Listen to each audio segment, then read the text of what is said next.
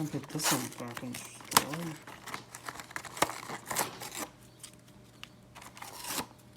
Yeah, he completely destroyed it. Oh. Okay. Bit more to keep going.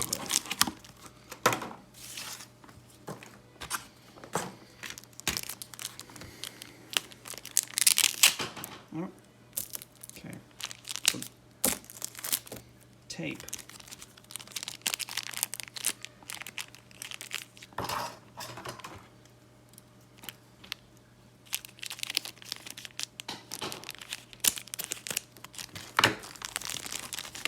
Oh, okay,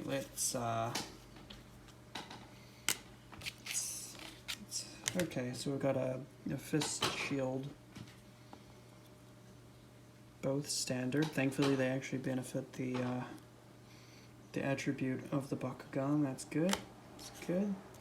This is the same one that I already have. It's exactly the same. I'm just gonna put it over there. All the same season. This here, so this is a gate card, shield core, so you know it matches at least. Pyrus gets 400, but Ventus gets 500 because for some reason we have a problem with packaging gate cards that benefit the attribute of the Bakugan that it comes with. But do we just put like random cards in the sets? It's like, you know, and it's clearly a Ventus card. Well, you know, like as much of a Ventus card as the reboot cards can get, but you know, like it'd be cool if like the card was an actual, you know, Dragonoid Evo card instead of just this. It's like, okay, I'm going to use that in a minute. And there we go. 300 B power, so high. This is another core control one. Okay. This is like the problem is for core control, especially with one with like a fist. Like, okay, the best core to get here would be the fist because it lets you add any random other core. So ideally, you'd want to build a deck that have like a magic shield in it or something. Go for a fist, and then claim the magic shield. The problem is with that is why not just land on the magic shield with a higher B power Bakugan instead of, you know, running a lower power one just so that you can add an additional core. Like the only way you're gonna get use out of this is if the core is like really good, and this one is not really good. This is plus 100, plus 100. It's, you know, I feel like if you're gonna do this, you need to have it be assigned to a core that brings a lot of B power already.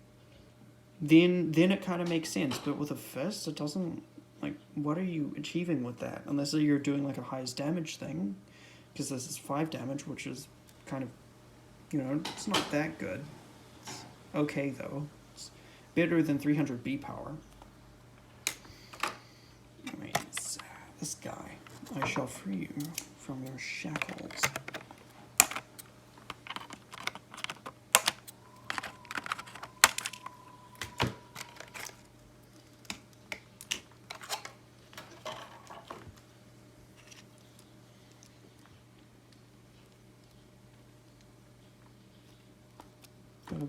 There's the B power. Oh, okay. I understand. I thought these swiveled in, but they don't. They swiveled out. It's kind of... Oh, that's nice. That's nice. These are, you know, they don't stay in place, but you've got like a full range of motion there. That's... I mean, that's probably just necessary for the transformation to occur. Oh, I like that. That's like a good, that's a good nick there. Good little flick to that neck. Okay. So I'm thinking, oh, okay, so the hook goes there. So this is definitely going to be one of the later ones that you want to do, because you want to have this guy back, and then that needs to be in place before the hook gets inserted. So let's see. So the head needs to go in the hole. Right, then the wings probably need to close next, or I guess we could close the wings first. Close the wings, put the neck in the hole, then we want to rotate these guys, and then you can just sort of clamp it. No, okay, so the wings are definitely last, so we're gonna put the neck in the hole,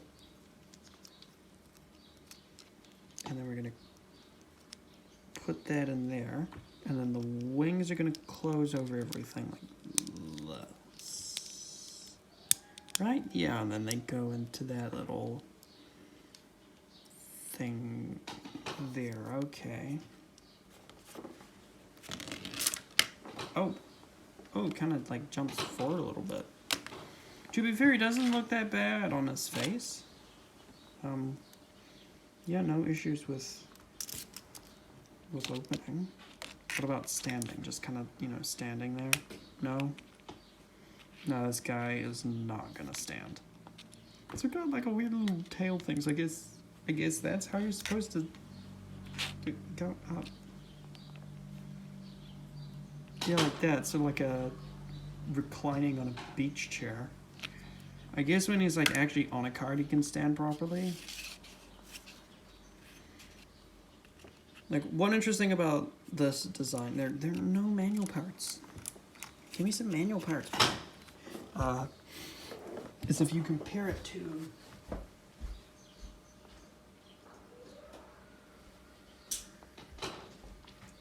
other Dragonoids. So if I just grab another gate card here, and then there's another gate card. So this is core Dragonoid. So this is actually a core Bakugan, despite looking like that. Right, so let's put these two right next to each other. Let's do all the manual parts. That's not a manual part. That's supposed to happen automatically, but this is a very, like, stiff joint. Let's put them right next to each other. He towers over the other one. Like, look at this. It's like...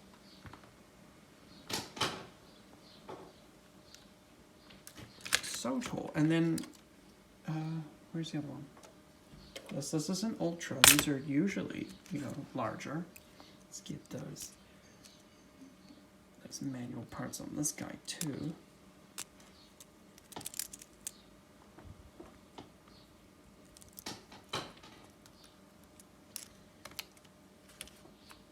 He's still taller. Like, they squeeze all of this out of core, and it's like really efficient use of space. And you've got byproducts of that, like this little thing.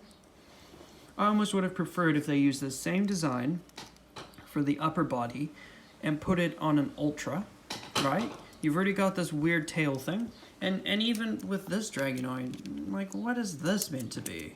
This is just there to fling the Bakugan and then hold up the battle gear. So why not do one of those? But on this design for the upper body, and then you could put like more normal looking feet, and then you don't have this kind of weird middle foot thing. And then maybe he'd be able to stand up on his own when, because the center of gravity is like behind you, so you can't stand. Okay, I'm gonna do another roll.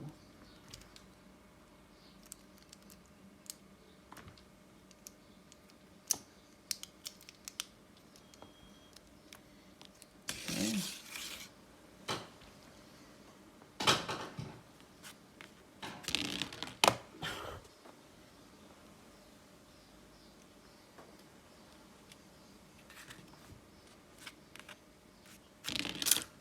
Oh, okay, so he stood up that time just fine.